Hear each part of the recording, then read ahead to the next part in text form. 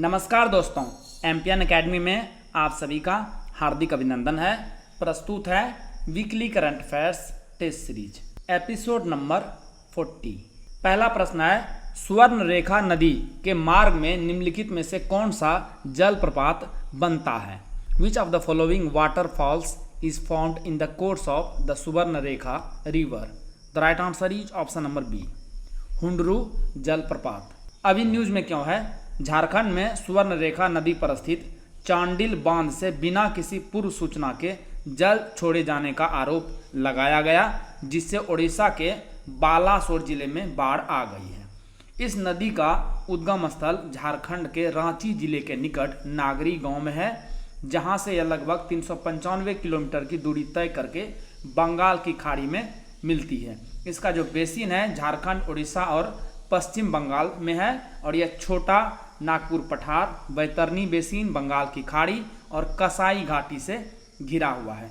इसकी सहायक नदियों की बात करें तो ये हैं खरकई, कांची, करकरी, रोरो, हरमू, दमरा, सिंगडुबा और डुलुंगा। ध्यान में रखिएगा, दामोदर नदी इसका हिस्सा नहीं है, क्योंकि यह एक अलग नदी प्रणाली है, और यह है हुंडरू जलप्रपात। हाल ही में शुरू की गई नव्या पहल का मुख्य उद्देश्य क्या है? What is main objective of the recently launched Navya initiative?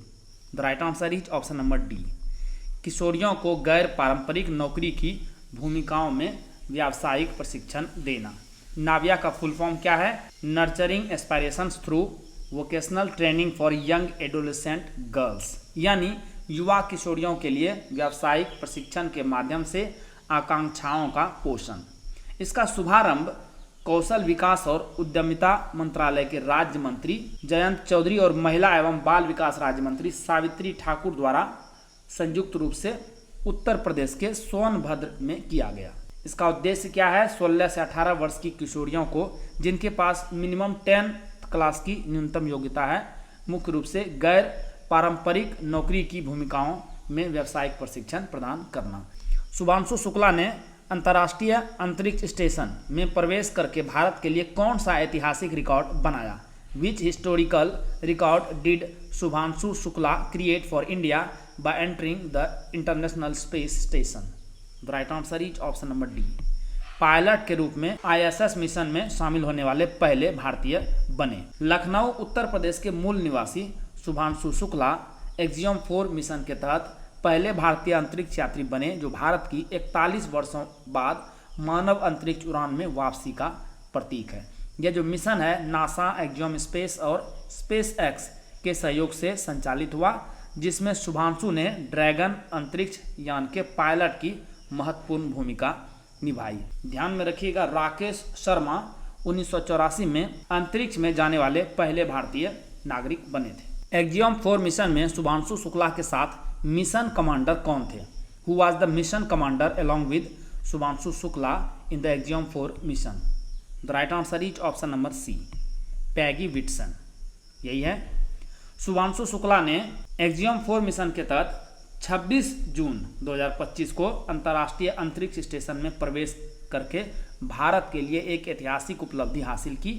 वह 634वें अंतरिक्ष यात्री बने। इनके साथ 3 अन्य अंतरिक्ष यात्री भी गए थे।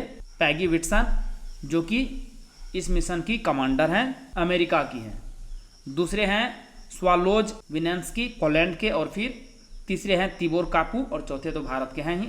इस मिशन में कुल 4 व्यक्ति शामिल थे। पैगी विटसन नासा की पूर्व अंतरिक्ष यात्री और एक्सियम स्पेस में मानव अंतरिक्ष उड़ान की निदेशक, एक्सियम 4 की मिशन कमांडर हैं। ये चारों यात्री 25 जून को कैनेडी स्पेस सेंटर USA में है के स्पेस लॉन्च कॉम्प्लेक्स 39A से स्पेस एक्स के ड्रैगन अंतरिक्ष यान में सवार होकर इंटरनेशनल स्पेस स्टेशन के लिए रवाना हुए थे। भारत में पहला व्यापक घरेलू आय सर्वेक्षण कब आयोजित किया जाएगा? When will the first comprehensive household income survey be conducted in India? The right answer is option number B, 2026 में। सांख्यिकी और कार्यक्रम कार्यान्वयन मंत्रालय ने घोषणा की कि पहला व्यापक घरेलू आय सर्वेक्षण यानी nationwide household income survey कब आयोजित किया जाएगा भारत में? 2026 में। यह किसके द्वारा किया जाएगा?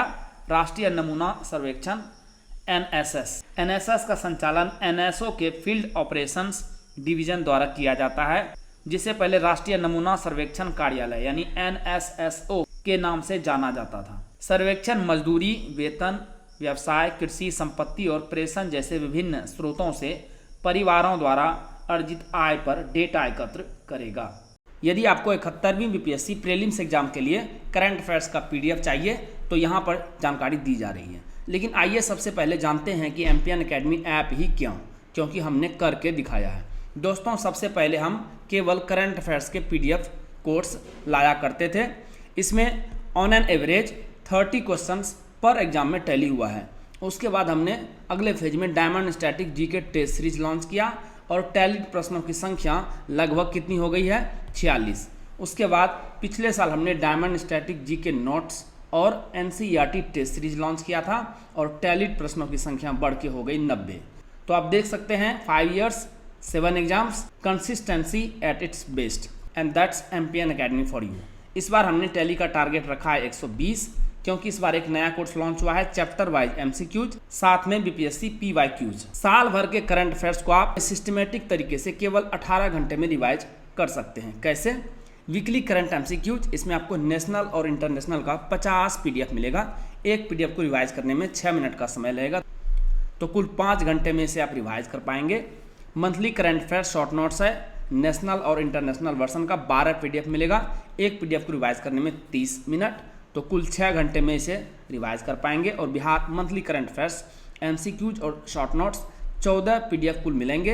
एक PDF को रिवाइज करने में 30 मिनट, तो कुल 7 घंटे में इसे कंप्लीट कर देंगे। तो इस प्रकार से 18 घंटे में साल भर का कंटेंट आप एक बार में रिवाइज कर सकते हैं। Diamond static GK test series updated version है, ये अल्ट्रा इंपॉर्टेंट 2500 MCQs मिलेंगे एक्सप्लेनेशन के साथ। ऐप बेस्ड 25 सेट है, एक सेट में 100 क्वेश्चंस रहेंगे। ये आपको diamond static GK notes course के साथ प्रोवाइड किया जा रहा है। डायमंड स्टैटिक जीके नोट्स में सब्जेक्ट वाइज PDF नोट्स मिलेंगे। NCERT और स्टैंडर्ड बुक्स का यह निचोड़ है, फैक्ट्स और कंसेप्ट के साथ। इसमें आपको diagram, flow chart, pictures, tables और वन लाइनर्स मिलेंगे। कम समय में फास्ट रिवीजन आप इससे कर सकते हैं। NCERT टेस्ट सीरीज, इसमें आपको class wise subject wise MCQs मिलेंगे। ऐप बेस्ड 100 MCQs का 37 प्रश्नावली है, 33% निगेटिव मार्क के साथ। इसमें आपको सभी विषय के MCQs मिलेंगे। चैप्टर वाइज MCQs और BPSC PYQs का कंबाइंड कोर्स है डिस्क्रिप्शन के साथ। इसमें आपको 2 कोर्सेज मिलेंगे, chapter wise MCQs, app based real time test है, और साथ में BPSC previous year question paper PDF के रूप में 39वीं से लेकर 70वीं BPSC के क्वेश्चंस आपको मिलेंगे डिस्क्रिप्शन के साथ। आपको ये PDF नोट्स और टेस्ट सीरीज मिलेगा कैसे? गूगल प्ले स्टोर पर टाइप कीजिए एम्पियन एकेडमी, वहाँ पर इस प्रकार का लोगो दिख जाएगा। ऐप को इंस्टॉल कीजिए, OTP के साथ लॉगिन कीजिए और स्टोर सेक्शन में जाइए। वहाँ पर आपको 4 प्रकार के कोर्स मिलेंगे, डायमंड स्टैटिक जीके नोट्स और टेस्ट सीरीज एक साथ में, current affairs PDF, NCERT test series, और फिर चौथा chapter wise MCQs plus BPSC PYQs। Course पर क्लिक कीजिए, उसके बाद नीचे चले जाइए, आई एम इंटरेस्टेड पर क्लिक कीजिए। आपको मैसेज और WhatsApp पर पेमेंट का लिंक मिल जाएगा।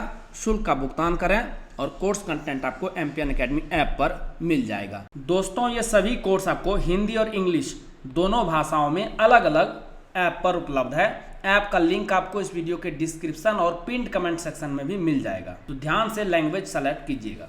पेडूर अनंत पद्मनाभ मंदिर, जहां 15वीं शताब्दी का दुर्लभ द्विमुखी दीपक खोजा गया है, किस राज्य में स्थित है? Peddur Ananta Padmanabha temple where a rare 15th century two-faced lamp has been discovered is located in which state?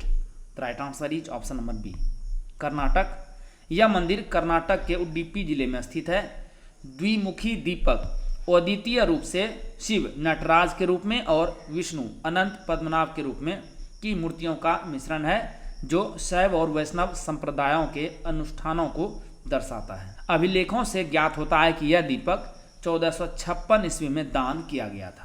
हाल ही में चर्चा में रहा बिर्च ग्लेशियर किस देश में स्थित है? Birch glacier which was seen in the news recently is located in which country? The right answer is option number D, Switzerland. Switzerland के बिर्च ग्लेशियर के ढहने से बड़ा भूस्खलन हुआ है, तस्वीर में देखिए, जिससे ब्लैटक गांव आंशिक रूप से दब गया। यह ग्लेशियर लॉन्टसेंटल घाटी उत्तरी स्विट्जरलैंड में है। वर्ष 2000 से स्विट्जरलैंड ने अपनी 40% हिम मात्रा खो दी है ग्लोबल वार्मिंग के चलते। भारत की पहली समुद्री क्षेत्र विशिष्ट गैर बैंकिंग वित्तीय कंपनी यानी NBFC कौन सी बन गई है? Which has become India's first maritime sector specific non banking financial company NBFC। The right answer is option number D, Sagarmala finance corporation limited यानी SMFCL। इसे 19 जून को RBI के साथ NBFC के रूप में पंजीकृत किया गया। यह बंदरगाह, जहाजरानी और जलमार्ग मंत्रालय के तहत एक मिनी रत्न श्रेणी 1 केंद्रीय सार्वजनिक क्षेत्र उपक्रम यानी CPSU के रूप में कार्य करता है। इसको पहले सागरमाला डेवलपमेंट कंपनी लिमिटेड के नाम से जाना जाता था, जिसे बाद में इस कंपनी के रूप में रीनेम्ड कर दिया गया। भारत में कौन सा संरक्षित क्षेत्र हाथियों की संख्या के मामले में सबसे बड़ा है? Which protected area in India has the largest number of elephants? The right answer is option number D, Sathyamangalam forest division. यह तमिलनाडु के इरोड जिले में स्थित है और सत्यमंगलम टाइगर रिजर्व का हिस्सा है। भारतीय हाथी एशियाई हाथों की एक उप प्रजाति है जो वैश्विक एशियाई हाथी आबादी का लगभग कितना प्रतिशत है? 60% हिस्सा है। 2017 की जनगणना के अनुसार भारत में लगभग 30,000 हाथी हैं। कर्नाटक में हाथियों की सबसे अधिक आबादी दर्ज की गई है, इसके बाद असम और फिर केरल का स्थान है। अभी न्यूज में क्यों है? केंद्रीय पर्यावरण मंत्रालय ने प्रोजेक्ट एलिफेंट 1992 में स्टार्ट हुआ था के अंतर्गत प्रमुख पहलों की समीक्षा की, जिसमें उत्तर पूर्वी राज्यों में समन्वित हाथी जनसंख्या आकलन के पहले चरण की समाप्ति को प्रमुख रूप से रेखांकित किया गया। माले महादेश्वरा हिल्स वन्यजीव अभयारण्य किस राज्य में स्थित है? In which state is the Male Maheshwara hills wildlife sanctuary located? The right answer is option number B, Karnataka में ही है। MM हिल्स वन्यजीव अभयारण्य कर्नाटक के दक्षिणी पूर्वी भाग में चामराजनगर जिले में तमिलनाडु सीमा के निकट स्थित है।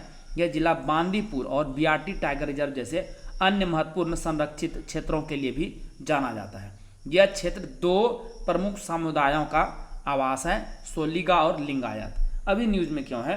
हाल ही में इस वन्यजीव अभयारण्य में एक बाघिन और इनके 4 शावकों की मृत्यु हो गई थी, जिनको जहर देने की आशंका जताई जा रही है। यह जो घटना है मानव वन्यजीव संघर्ष के बढ़ते मामलों को दर्शाती है। ध्यान में रखिएगा, मध्य प्रदेश में सबसे अधिक बाघ पाए जाते हैं, भारत में 785 लेटेस्ट सर्वे के अनुसार, और दूसरे स्थान पर है कर्नाटक 563। एम्पियन अकेडमी का टेलीग्राम पेज अवश्य ज्वाइन करें। सर्च कीजिए एम्पियन अकेडमी, इस प्रकार से लोगो दिखेगा, ज्वाइन कर लीजिए। क्या क्या मिलेगा आपको वहाँ पर? BPSC परीक्षा से संबंधित अपडेटेड न्यूज आपको मिलेगी। BPSC प्रीलिम्स एग्जाम का स्पेशल डेली क्विज आयोजित किया जाता है सुबह और शाम, वो आपको मिलेगा। टेस्ट सीरीज जो ऐप पोर्टल पर है उसका शेड्यूल मिलेगा, और एम्पियन अकेडमी ऐप कोर्सेस और यूट्यूब वीडियो के अपडेट्स भी आपको यहाँ पर मिल जाएंगे। तो इस पेज को अवश्य ही ज्वाइन कीजिए। कोल्हापुरी चप्पल के GI टैग में किन राज्यों के जिले शामिल हैं? Districts of which states are included in the GI tag of Kolhapuri slippers? The right answer is option number C, Maharashtra और कर्नाटक। इसमें महाराष्ट्र और कर्नाटक के 8 जिले शामिल हैं, जिनमें कोल्हापुर, सांगली, सतारा और सोलापुर जैसे क्षेत्र हैं। न्यूज में अभी क्यों है? GI टैग प्राप्त कोल्हापुरी चप्पलों से अत्यधिक समानता को लेकर आलोचना का सामना करने के बाद इटली की लग्जरी फैशन ब्रांड प्राडा ने स्वीकार किया है। इसके पुरुषों के फुटवियर डिजाइन की प्रेरणा पारंपरिक भारतीय हस्तनिर्मित फुटवियर से ली गई थी। कारीगरों का तर्क है कि यह सांस्कृतिक विनियोग और GI टैग का उल्लंघन है। इसकी परंपरा जो हुई थी कोल्हापुरी चप्पलों की 12वीं से 13वीं शताब्दी से जुड़ी हुई है, तथा प्रारंभ में इसे राजघरानों के लिए बनाया जाता था। भारत का पहला तितली अभयारण्य किस राज्य में घोषित किया गया है? In which state has India's first butterfly sanctuary been declared? The right answer is option number A, Kerala. Aralam वन्यजीव अभयारण्य को 18 जून को केरल राज्य वन्यजीव बोर्ड द्वारा अरलम तितली अभयारण्य के रूप में नामित किया गया, जिससे यह भारत का पहला तितली अभयारण्य बन गया। यह केरल के कन्नूर जिले में पश्चिमी घाट के ढलानों पर स्थित है। अभयारण्य में 266 से अधिक तितली प्रजातियों की पहचान की गई है, जो केरल में पाए जाने वाली कुल 327 प्रजातियों का लगभग 80% से भी अधिक है। अभयारण्य में कॉमन अल्बाट्रॉस तितलियों का प्रवास दिसंबर से फरवरी तक होता है, जो पश्चिमी घाट के निचले ढलानों से मैदानों की ओर जाता है। किस देश ने 5 अगस्त को जुलाई विद्रोह दिवस के रूप में घोषित किया है? Which country has declared 5 August as July uprising day? The right answer is option number D, Bangladesh. Bangladesh की अंतरिम सरकार ने 5 अगस्त को जुलाई विद्रोह दिवस के रूप में घोषित किया है ताकि 2024 में छात्रों के नेतृत्व में हुए जन आंदोलन को स्मरण किया जाए, जिसके परिणाम स्वरूप तत्कालीन प्रधानमंत्री शेख हसीना की सरकार का पतन हुआ था। यह निर्णय 25 जून को मंत्रिमंडल प्रभाग द्वारा जारी किए गए परिपत्रों के माध्यम से लिया गया। 8 अगस्त को नया बांग्लादेश दिवस के रूप में घोषित किया गया है, जो नोबेल पुरस्कार विजेता प्रोफेसर मोहम्मद यूनुस के नेतृत्व में अंतरिम सरकार के गठन को चिन्हित करता है। सतत विकास लक्ष्य यानी एसडीजी सूचकांक 2025 में भारत का रैंक और स्कोर क्या है? What is India's rank and score in the sustainable development goals SDG index 2025? The right answer is option number ए। 67 के स्कोर के साथ भारत 99th पोजीशन पर है। यह पहली बार है जब भारत 113वें संयुक्त राष्ट्र सदस्य देशों में से शीर्ष 100 यानी टॉप 100 में शामिल हुआ है। यह रिपोर्ट SDSN यानी संयुक्त राष्ट्र सतत विकास समाधान नेटवर्क द्वारा प्रकाशित की जाती है 2015 से ही, और यह वार्षिक प्रगति को ट्रैक करती है। उच्च उपभोग से पर्यावरणीय मुद्दों का सामना करने के बावजूद फिनलैंड नंबर 1 पर है। भूटान 70.5 स्कोर के साथ 74वें स्थान पर है, जो भारत के 99th पोजीशन से बेटर है। भारत का पहला of grid green hydrogen plant कहां और कितनी क्षमता के साथ शुरू किया गया है? Where and with what capacity has India's first off grid green hydrogen pilot plant been started? The right answer is option number A, Kutch Gujarat में 5 मेगावाट। इस प्लांट को अदानी न्यू इंडस्ट्रीज लिमिटेड ने विकसित किया है, जो अदानी इंटरप्राइजेस लिमिटेड की स्वच्छ ऊर्जा शाखा है। यह of grid green hydrogen plant electrolysis का उपयोग करके हाइड्रोजन का उत्पादन करता है, जो पूरी तरह से सौर या पवन जैसे नवीकरणीय स्रोतों से संचालित होता है और मुख्य पावर ग्रिड से जुड़ा नहीं होता है। यह प्लांट पूरी तरह से सौर ऊर्जा पर चलता है और इसमें निरंतर संचालन के लिए बैटरी एनर्जी स्टोरेज सिस्टम शामिल है। भारत की पहली सड़क जो AI संचालित एडवांस्ड ट्रैफिक मैनेजमेंट सिस्टम यानी ATMS से सुसज्जित है, कौन सी है? Which is the first road in India to be equipped with AI powered advanced traffic management system ATMS? The right answer is option number B, Dwarka expressway. भारत की पहली AI यातायात प्रबंधन प्रणाली ATMS दिल्ली में शुरू की गई है। भारतीय राष्ट्रीय राजमार्ग प्राधिकरण NHAI द्वारा संचालित और भारतीय राजमार्ग प्रबंधन कंपनी लिमिटेड द्वारा कार्यान्वित यह पहल देश के परिवहन और बुनियादी ढांचे के क्षेत्र में एक ऐतिहासिक विकास को दर्शाती है। इस सड़क की लंबाई कितनी है? लगभग 56 किलोमीटर, जिसमें द्वारका एक्सप्रेसवे और शिव मूर्ति और खिरकी दौला के बीच राष्ट्रीय राजमार्ग 48 NH48 का एक खंड शामिल है। भारतीय तटरक्षक बल के लिए निर्मित पहला फास्ट पेट्रोल वेसल FPV कौन सा है? Which is the first fast patrol vessel FPV build for the Indian coast guard? The right answer is option number D, Adamya. Adamya भारतीय तटरक्षक बल के लिए निर्मित पहला FPV है, जिसे 26 जून 2025 को गोवा में शामिल किया गया। अदम्य को गोवा शिपयार्ड लिमिटेड द्वारा पूरी तरह से डिजाइन और निर्मित किया गया है, जिसमें 60% से अधिक स्वदेशी सामग्री शामिल है। भारत का पहला ग्रीन डेटा सेंटर कहाँ स्थापित किया जा रहा है और इसे कौन विकसित कर रहा है? Where is India's first green data centre being set up and who is developing it? The right answer is option number C, Sahibabad Ghaziabad में सेंट्रल इलेक्ट्रॉनिक्स लिमिटेड CEL और ESDS सॉफ्टवेयर सॉल्यूशंस लिमिटेड की साझेदारी में विकसित हो रही है, जिसकी आधारशिला 26 जून को रखी गई। उत्तर प्रदेश के मुख्यमंत्री योगी आदित्यनाथ और केंद्रीय विज्ञान और प्रौद्योगिकी राज्य मंत्री स्वतंत्र प्रभार जितेंद्र सिंह ने इसकी आधारशिला रखी है। इसकी क्षमता है 30 मेगावाट। इसमें स्मार्ट कूलिंग, वर्षा जल संचयन, नवीकरणीय ऊर्जा का उपयोग और रिफ्लेक्टिव रूफिंग जैसी पर्यावरण अनुकूल प्रणालियां शामिल हैं। इसकी अनुमानित लागत 1000 करोड़ है और यह टियर 3 ग्रीन बिल्डिंग मानकों के अनुसार बनाया जा रहा है। एशियाई अवसंरचना निवेश बैंक AIIB के अध्यक्ष के रूप में किसे चुना गया है? Who has been elected as the president of the Asian infrastructure investment bank AIIB? The right answer is option number C, Zou Jiayi. इन्हें AIIB के बोर्ड ऑफ गवर्नर्स द्वारा बैंक के अगले अध्यक्ष के रूप में चुना गया है। इनका 5 साल का कार्यकाल 16 जनवरी 2026 से शुरू होगा, जब जीन लिकुन का दूसरा कार्यकाल समाप्त होगा। जो जियाई ने चीन के वित्त मंत्रालय में उप मंत्री के रूप में कार्य किया है। यह जो बैंक है इसका मुख्यालय बीजिंग चीन में है। आप कमेंट बॉक्स में लिखिए कि शेयर धारक के मामले में भारत की रैंक इस बैंक में क्या है। नंबर 1 पर है चीन, कुल 26.6% वोटिंग शेयर के साथ। आपको भारत की रैंक बतानी है। आत्मकथा the one cricket my life and more के लेखक कौन है? Who is the author of the autobiography the one cricket my life and मोर?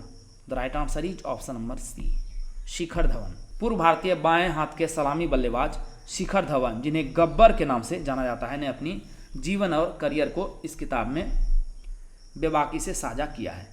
इसे हार्पर कॉलिन्स इंडिया ने 2025 में प्रकाशित किया। ग्लोबल लिवेबिलिटी इंडेक्स 2025 के अनुसार दुनिया का सबसे रहने वाला योग्य शहर कौन सा है? Which is the world's most liveable city as per the global liveability index 2025?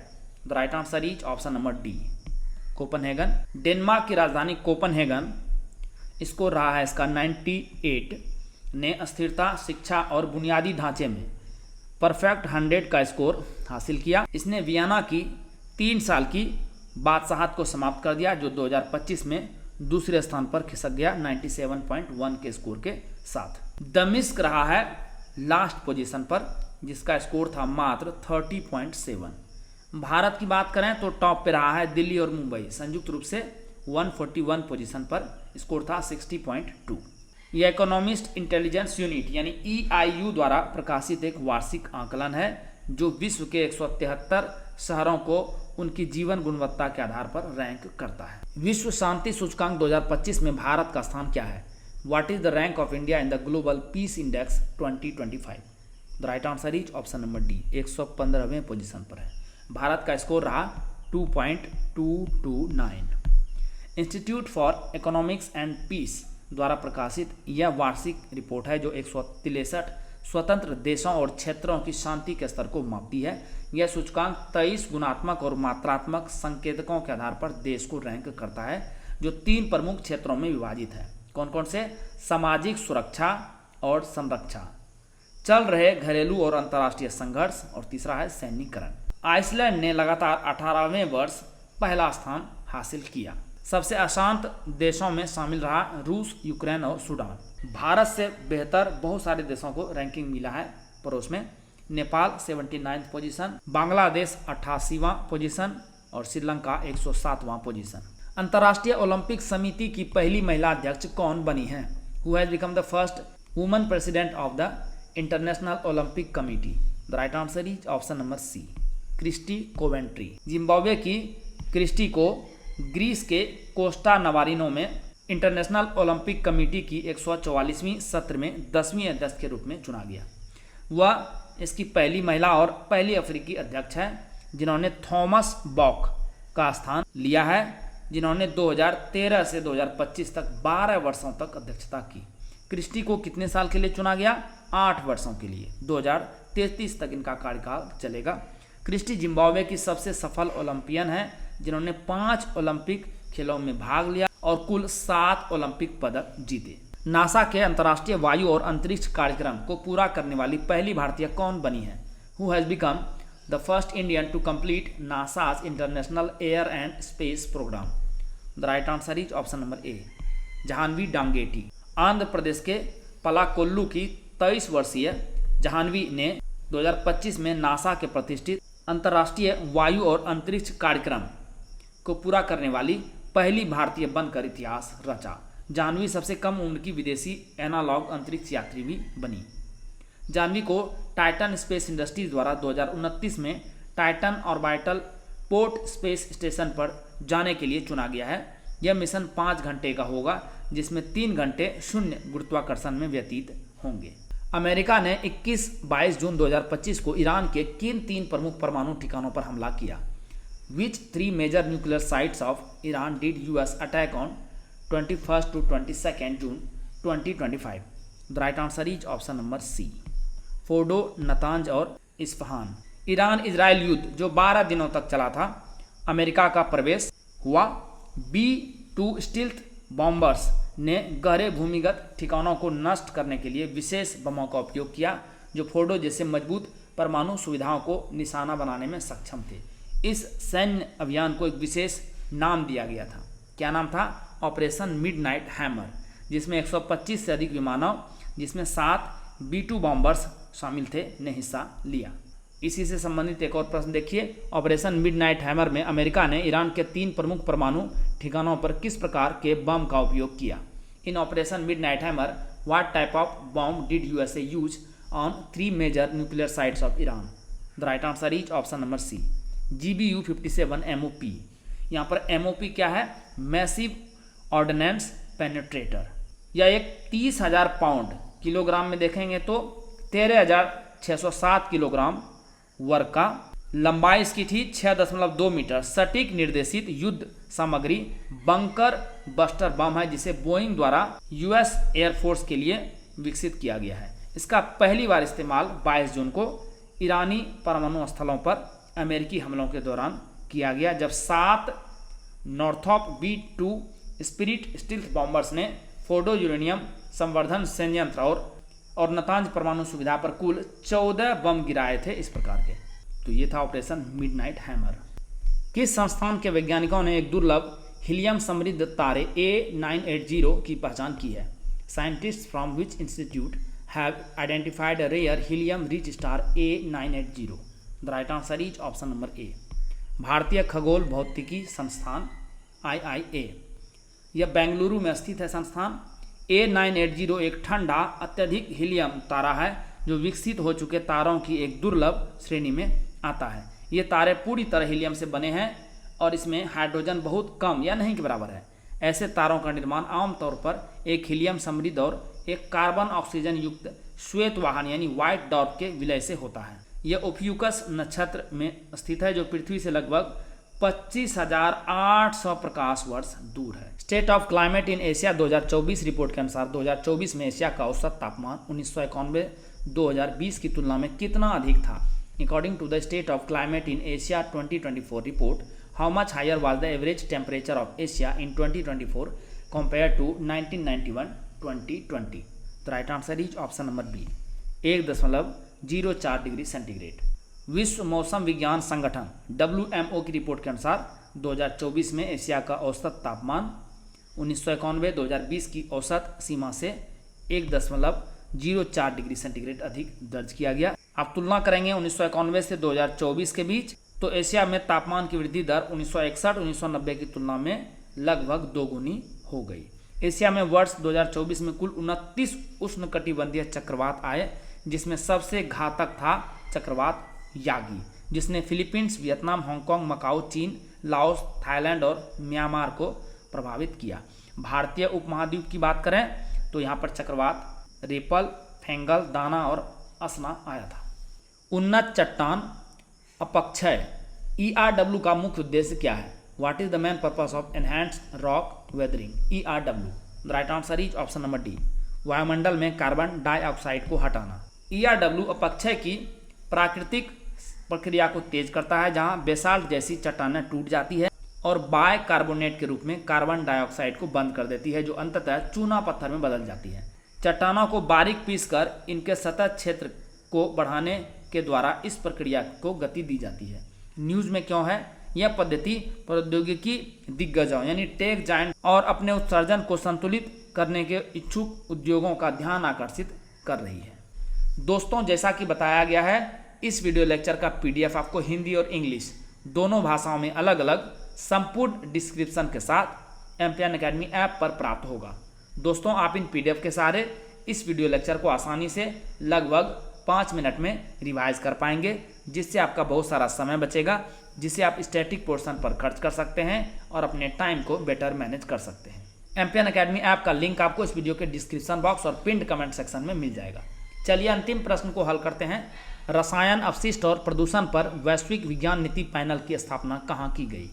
Where is the global science policy panel on chemicals waste and pollution established? The right answer is option number D, Punta del Este, Uruguay. यह panel UNEP यानी संयुक्त राष्ट्र पर्यावरण कार्यक्रम के तहत Uruguay में स्थापित किया गया।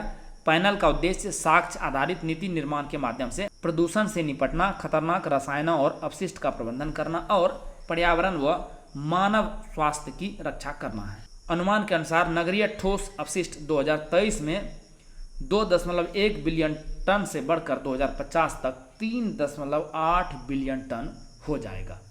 दोस्तों, इसी के साथ साप्ताहिक करंट अफेयर्स टेस्ट सीरीज के इस संस्करण को समाप्त करने की आपसे इजाज़त चाहूँगा। वीडियो देखने के लिए बहुत बहुत धन्यवाद। Thank you very much. जल्द ही मिलते हैं अगले वीडियो में। All the best for your exam preparation.